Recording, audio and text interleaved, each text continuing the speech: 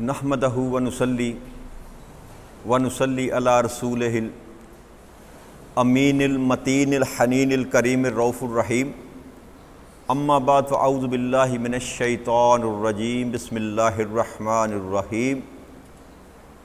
واجب الاحترام ساتھیو، اللہ تعالیٰ کا بے پایہ لطف و کرم اور اس کا احسان عظیم ہے کہ جس کی توفیق سے ہم اس کے ذکر کے لیے اس کے گھر میں جمع ہیں۔ کل ہم نے اللہ کی توفیق سے سورہ البقرہ کی آیت نمبر 62 تک جو تھی نا اپنی بات کو مکمل کیا تھا، اس میں اللہ کریم نے یہ ارشاد فرمایا تھا کہ یہودی ہوں، نصرانی ہوں یا صابی، جو بھی نیک اعمال کر کے میرے پاس آئے گا اس کے لیے میرے پاس اجر ہے۔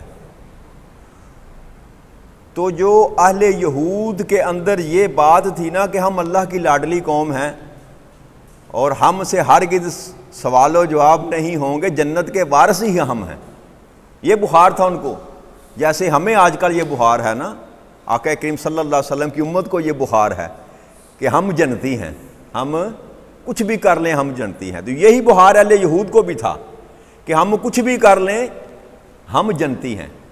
تو اللہ کریم نے اس بات کا رد کیا کہ اہل یہود ہو یا اہل نصارہ ہو یا صابی ہو، کسی بھی مکتبہ فکر کا بندہ ہو، اگر وہ صاحب عمل نہیں ہے تو وہ توقع نہ کرے کہ جنت اس سے میرے پاس اس کو ملے گی، میرے پاس اجر جو ملے گا اس کے عمل کے مطابق اس کو ملے گا۔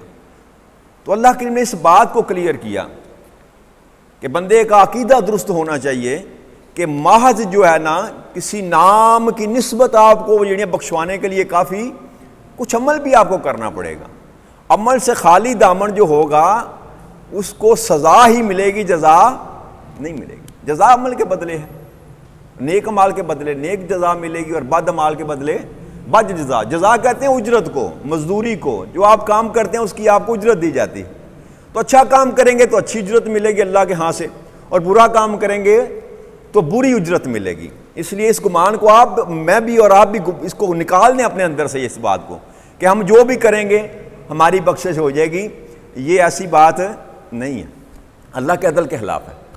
آگے اللہ کے ارشاد فرماتے ہیں وَإِذْ أَخَذْنَا مِيثَاقَكُمْ وَرَفَعْنَا فَوْقَكُمُ الطُّورَ، اور وہ بھی یاد کرو وقت کہ جب ہم نے تم سے پختہ عہد لیا تھا اور تمہارے اوپر طور کو اٹھا کھڑا کیا تھا۔ خُذُوا مَا آتَيْنَاكُمْ بِقُوَّةٍ وَاذْكُرُوا مَا فِيهِ لَعَلَّكُمْ تَتَّقُونَ، اور جو کچھ ہم نے تمہیں دیا اسے مضبوطی سے پکڑے رہو اور جو کچھ اس میں لکھا ہے اسے یاد رکھو تاکہ تم پرہیزگار بن سکو۔ تو اہل بنی اسرائیل جو تھے نا، اہل یہود، ان کو بھی یہی تلقین اللہ کریم نے فرمائی تھی کہ جو کتاب میں نے تم کو دی ہے نا، تورات، اس کو مضبوطی سے پکڑے رکھو، یعنی کہ اس کے جو احکامات ہیں ان کو ہرگز نہ چھوڑنا۔ کتاب کو مضبوطی سے پکڑنے کا مقصد یہ ہے کہ جو کچھ اللہ کریم اس کتاب میں ہدایت دے رہے ہیں اس پر کاربند ہونا مضبوطی کے ساتھ، اور اس کو یاد رکھو، یعنی کہ یاد تب ہی رہتا ہے نا بندہ جب پڑھتا پڑھاتا رہے۔ تو اگر پڑھنا انسان چھوڑ دے تو بھول جاتا ہے۔ جب ہم بچپن میں تھے نا تو 6 کلمے یاد تھے، اب نہیں یاد، اب کیونکہ ہم نے کبھی 6 پورے پڑھے نہیں روز نا، تو بھول گئے۔ اسی طرح پہاڑے ہم پڑھتے تھے، 20 تک یاد تھے، اور 1.25 کے پہاڑے بھی مجھے آتے تھے، والد صاحب مجھے نے سکھائے 1.25 پونے 2 کا پہاڑا، لیکن اب یاد کیونکہ ہم نے کبھی ریویژن نہیں کی۔ تو اللہ یہ تلقین فرما رہے ہیں کہ میرے احکامات اور میری ہدایات تم کو تب ہی یاد رہیں گی اگر تم اس کو پڑھتے پڑھاتے رہو گے۔ تو یہ جو ہم نے سلسلہ شروع کیا نا یہ درس قرآن کا، اس کا مطلب بھی محض اتنا ہی تھا کہ قرآن کے ساتھ اپنے تعلق کو جوڑا جائے، قرآن کے ساتھ اپنے تھوڑا پڑھ لیں، 1 آیت پڑھ لیں، 2 آیت پڑھ لیں، قرآن کے ساتھ تعلق جو ٹوٹا ہوا اس کو بحال کیا جائے، اور یہ پھر ہمیں ہدایت دے گا، سیدھے راستے پر لگائے گا۔ اس کی برکت سے اللہ کریم انشاءاللہ تعالی، اس کی رحمت اور برکتوں سے اللہ کریم ہمیں سیدھا راستہ دکھائے گا۔ تو اللہ کریم نے یہود کو بھی یہ ہدایت کی تھی، بنی اسرائیل کو بھی، اس کتاب کو مضبوطی سے تھامے رکھنا اور اس کو پڑھتے پڑھاتے رہنا۔ کیوں؟ تاکہ تم پرہیزگار بن جاؤ۔ اور جس واقعہ کا اللہ کریم نے ذکر کیا نا کہ بنی اسرائیل نے جب پھر نافرمانی کی نا کوہ طور سے واپسی پر بھی وادی سینا میں آ کر، تو اللہ کریم نے کوہ طور پہاڑ کو اٹھا کر ان کے سروں پر ایسے کھڑا کر دیا، اور جب وہ انہوں نے دیکھا کہ پہاڑ ہمارے سروں کے اوپر ہے اور گر نہ جائے کہیں پر، تو پھر ساری کی ساری قوم سجدے میں پڑ گئی، ساری کی ساری قوم سجدے میں پڑ گئی کہ اللہ ہم سے غلطی ہو گئی، اللہ ہمیں معاف کر دے، توبہ کرنی شروع کر دی۔ تو اللہ نے پھر توبہ قبول فرما لی اور پہاڑ کو وہاں سے ہٹا لی، اپنی جگہ پر کھڑا کر دیا پہاڑ کو۔ تو اس واقعے کا اللہ کے ذکر فرما رہے ہیں کہ تم نے مجھ سے پختہ عہد کیا تھا، پھر روگردانی کی تو نے، پھر میں نے تم پر پہاڑ کھڑا کیا، پھر تم مان گئے، پھر وعدہ کیا میرے ساتھ، تو اب اس وعدے کو پورا کرنا، کتاب کو نہ چھوڑنا، اس کے ساتھ اپنے تعلق کو نہ توڑنا۔ آگے اللہ کریم فرماتے ہیں ثم تولیتم من بعد ذلک فلولا فضل اللہ علیکم ورحمتہ لکنتم من الخاسرین، اور پھر اس عہد کے بعد تم نے روگردانی کی، اس عہد کے بعد پھر روگردانی کی۔ ان کو جیسے عادت نہیں ہوتی بندے کو، ان کی عادت تھی یہ والی۔ اللہ کہتے ہیں پھر تو نے روگردانی کی، اور اگر تم پر اللہ کا فضل اور اس کی رحمت نہ ہوتی تو تم یقیناً تباہ ہو جاتے، یقیناً۔ اور یہ سلسلہ میں نے عرض کی تھی نا کہ نبی اکرم صلی اللہ علیہ وسلم کی ذات اقدس تک جب آپ کو مبعوث کیا گیا، اللہ کریم اپنے محبوب کو دنیا میں بھیجا، اس وقت تک چلتا رہا، کبھی کوئی ان پر عذاب آیا، کبھی کوئی ان پر مصیبت آئی، کبھی کوئی ان کو سزا ملی۔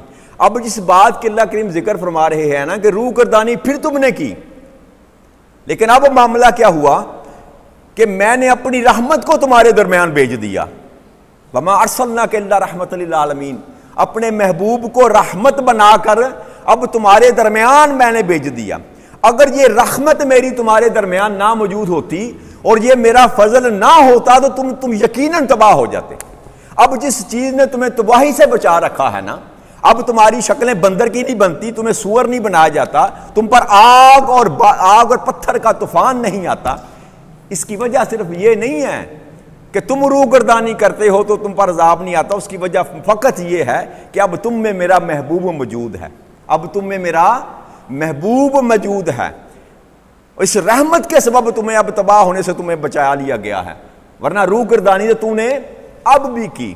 تو اب جو روگردانی ہم بھی کرتے ہیں نا، آقا کریم صلی اللہ علیہ وسلم کی بات نہیں مانتے، اللہ کی بات نہیں مانتے، تو یہ اس رحمت کا صدقہ ہے کہ ہمیں اللہ کریم گرفت نہیں کرتا، اس طرح نہیں پکڑتا جس طرح بنی اسرائیل کو پکڑتا تھا، ڈھیل دے دیتا ہے۔ کیوں کہ اس کو وہ جو چہرہ وہ دہا کا چہرہ ہے نا، اس کا حیا اللہ کریم کو آتا ہے کہ ہیں تو میرے محبوب کی امت، ہیں تو میرے محبوب کی امت، اور ہم اسی وجہ سے چوڑے ہیں، ہم اسی وجہ سے کہ ہمارے وہ جو ہمارا کیا کہتے ہیں پنجابی جانتے ہیں نا، قلعہ تگڑا ساڈا، بس وہ جو آقا کی نسبت ہے نا ہم میں، اس نے ہی ہمیں خراب کیا ہے، بچایا بھی اسی نے بھی ہے اور خراب بھی اس نے کیا۔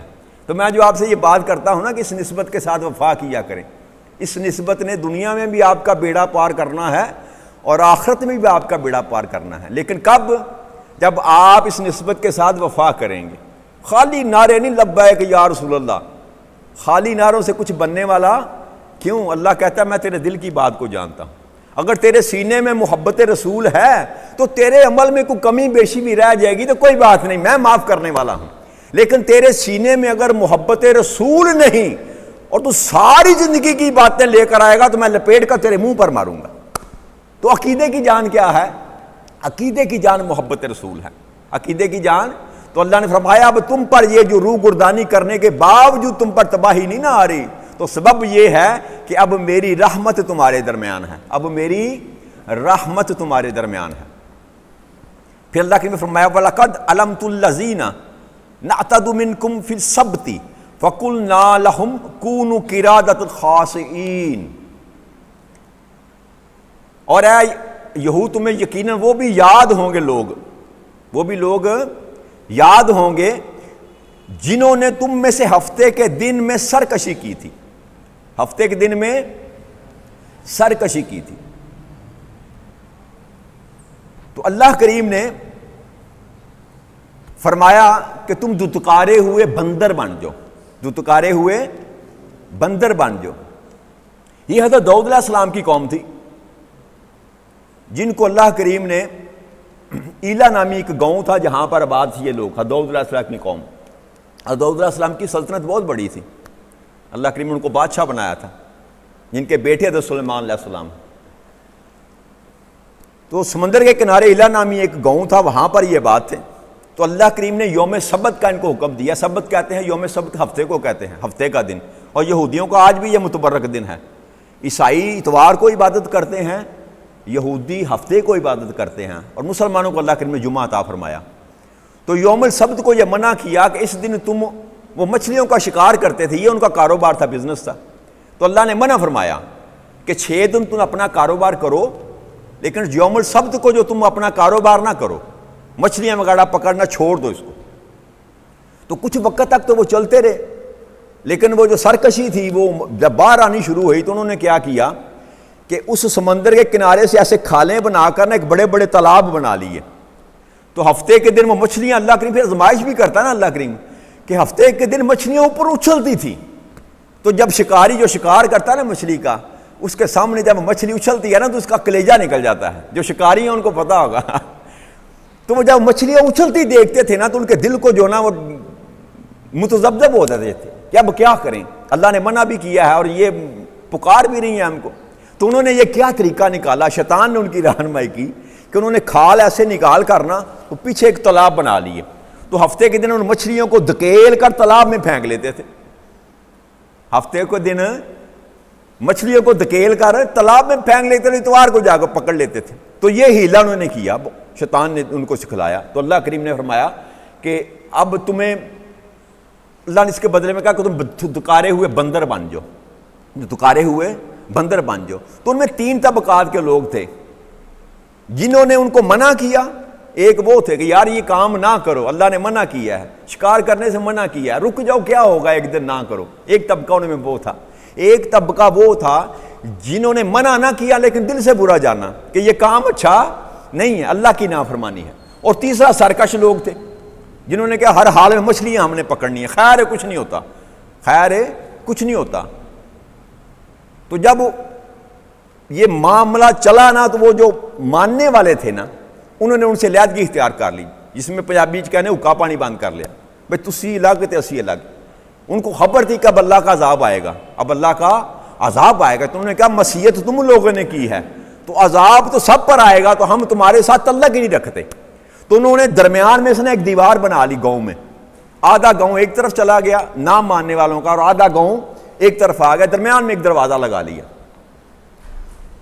تو داؤد علیہ السلام کو جب پتہ چلا تو داؤد علیہ السلام نے ان پر لعنت کی، داؤد علیہ السلام نے ان پر لعنت کی۔ جب داؤد علیہ السلام نے لعنت کی تو اللہ کا عذاب ان پر نازل ہوا کہ ایک رات وہ سارے سوئے ہوئے اٹھے تو دیکھا انہوں نے جو اچھے لوگ تھے جو کہ کوئی بندہ وہاں سے بول نہیں رہا، نکل نہیں رہا، آ نہیں رہا۔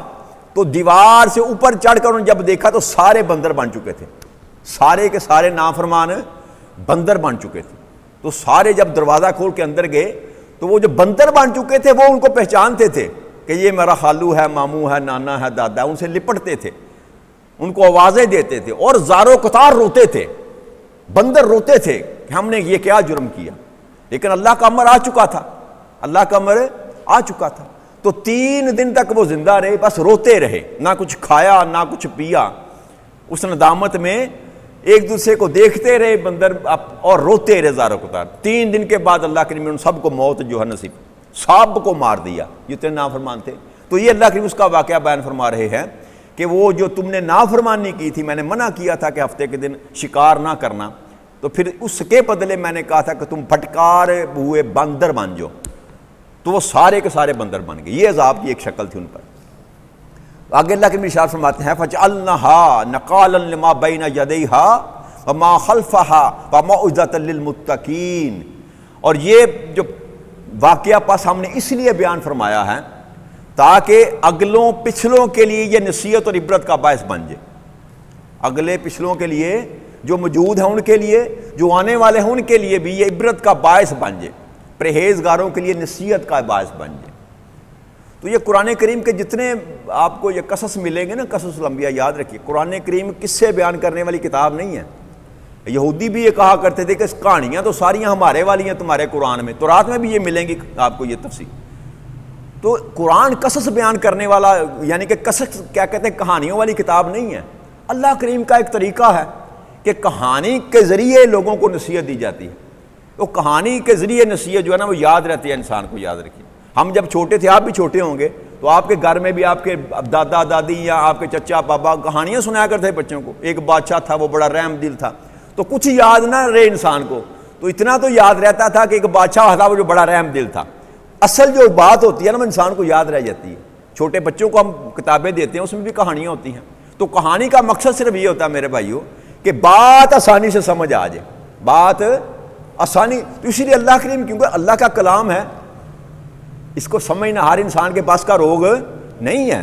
تو اللہ پھر یہ اللہ کریم جو انسان کے معیار کے مطابق نہ اس سے بات کرتا ہے کہانی کے ذریعے, تاکہ بندے کو بات سمجھ آ جائے. یہ نہ کہہ سکے کہ مولا سمجھ نہ آئی مجھے, مولا مجھے سمجھ نہ آئی.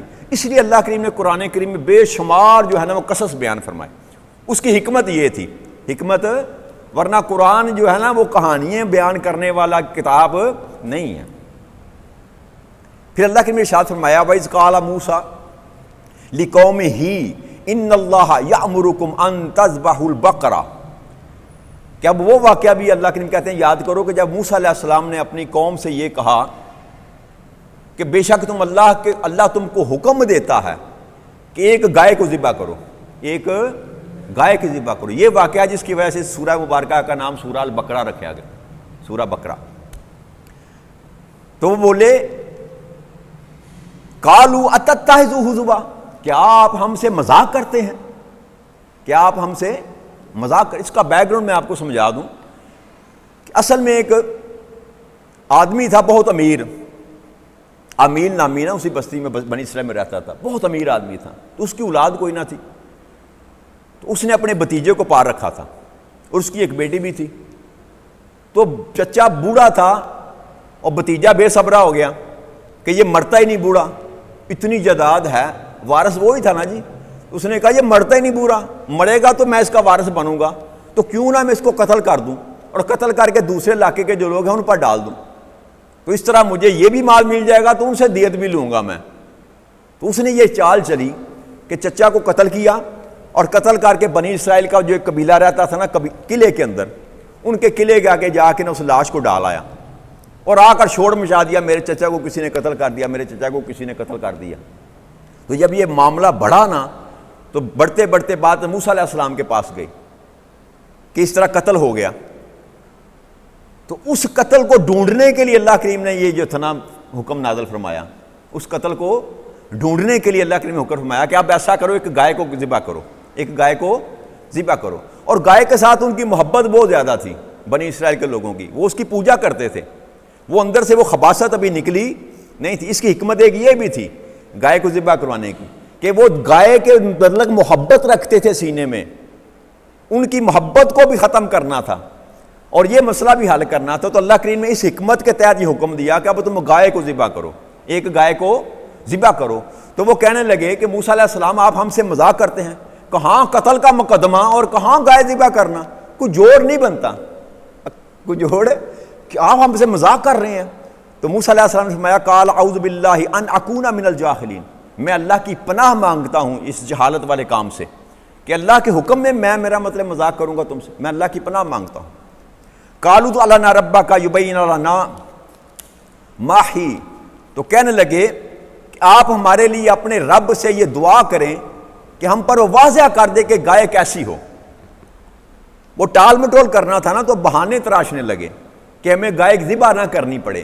تو کہنے لگے آپ اللہ سے پوچھیں کہ وہ گائے کیسی ہو. تو آپ نے فرمایا قال انہ یقول انہا بقرۃ لا فارض ولا بکر. تو آپ نے فرمایا کہ اللہ کریم یہ ارشاد فرماتے ہیں کہ وہ گائے ایسی ہو نہ وہ بوڑھی ہو نہ وہ بالکل کم عمر ہو, نو عمر بھی نہ ہو, بچہ بھی نہ ہو اور بوڑھی بھی نہ ہو, بلکہ درمیانی عمر کی ہو. اوانا بین ذالک فافعلوا ما تؤمرون, بس تم ایسا کرو جیسا تمہیں حکم دیا گیا.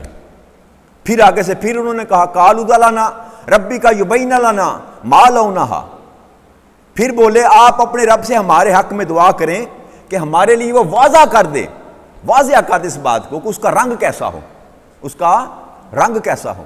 قالا, آپ نے فرمایا انہو یقول, اللہ کریم ارشاد فرماتے ہیں انہا بقرات صفراء فاقع لونها تسر الناظرین، کہ اللہ کے بھی ارشاد فرماتے ہیں کہ وہ گائے گہرے زرد رنگ کی ہو، گہرے زرد رنگ کی ہو، اور اس کی رنگت جو ہے وہ جاذب نظر ہو، دیکھنے والوں کو اچھی لگے، تسر الناظرین، دیکھنے والے کو اچھی لگے۔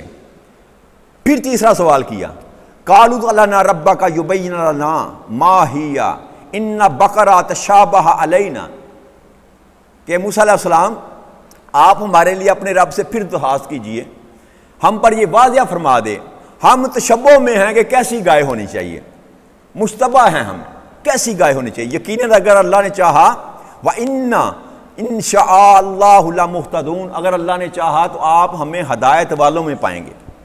تیسری دفعہ پھر کہا، پھر اللہ کے فرمایا آپ نے موسیٰ علیہ السلام نے، قَالَ إِنَّهُ يَقُولُ إِنَّهَا بَقْرَةٌ لَا ذَلُولُ تُثِيرُ الْأَرْضَ وَلَا تَسْقِي الْحَرْثَ مُسَلَّمَةٌ لَا شَيْئَةَ فِيهَا قَالُوا الْآنَ جِئْتَ بِالْحَقِّ فَاذْبَحُوهَا وَمَا كَادُوا يَفْعَلُونَ۔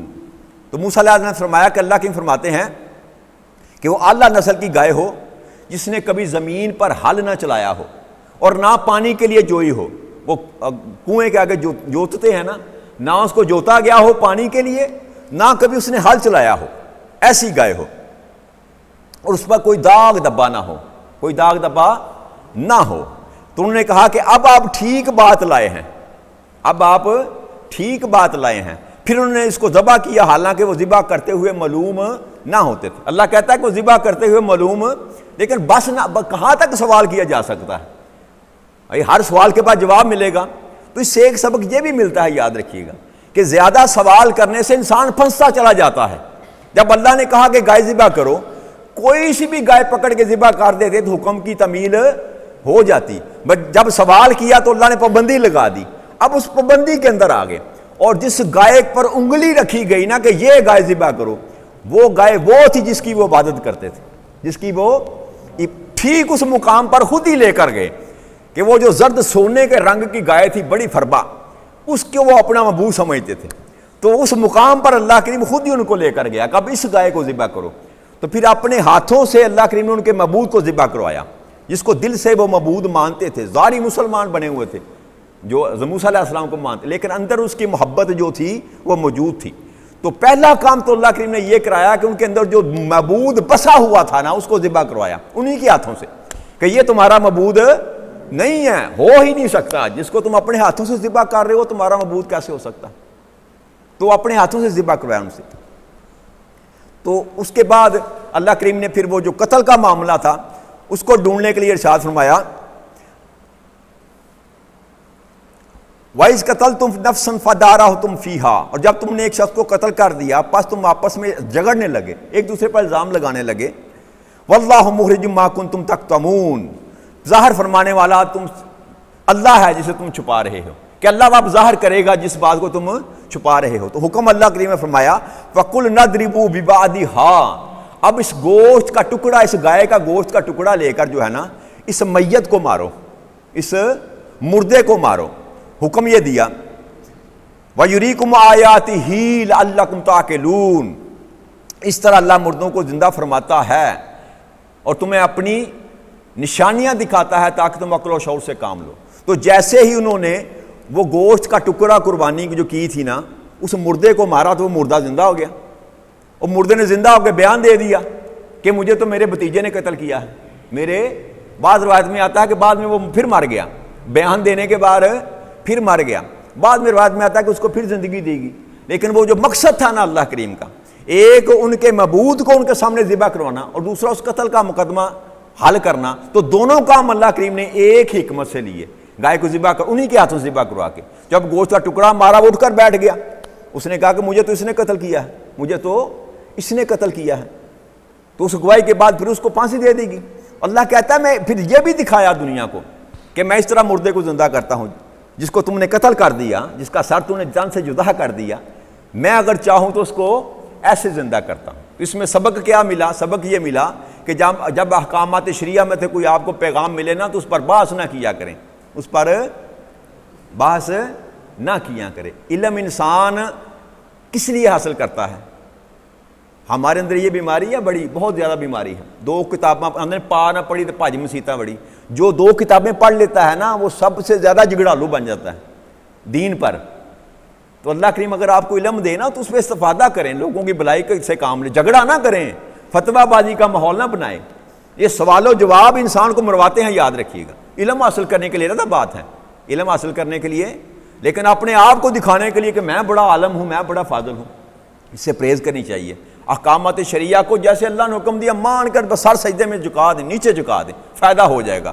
ورنہ اگر آپ اس میں سے رستے نکالنے شروع کریں گے تو بربادی کے سوا آپ کو کچھ نہیں ملے گا. اس لیے قرآن کریم کے ساتھ ایک تو اپنے تعلق کو جوڑیں، پڑھا کریں. جو لوگ یہاں بیٹھتے ہیں جو تو اچھی بات ہے، مہربانی ان کی آ جاتے ہیں، ان کی دعوت قبول کی. جو نہیں آتے نا ان کو پیغام دے کم از کم ایک آیت پڑھ لیا کریں یار روز کو، صبح اٹھ کے نا قرآن کا دیدار کیا کریں. اس سے دیکھیں آپ کو کیسی برکتیں ملتی ہیں. اللہ کریم آپ کو اور مجھے دین محمدی پر چلنے کی توفیق عطا فرمائے.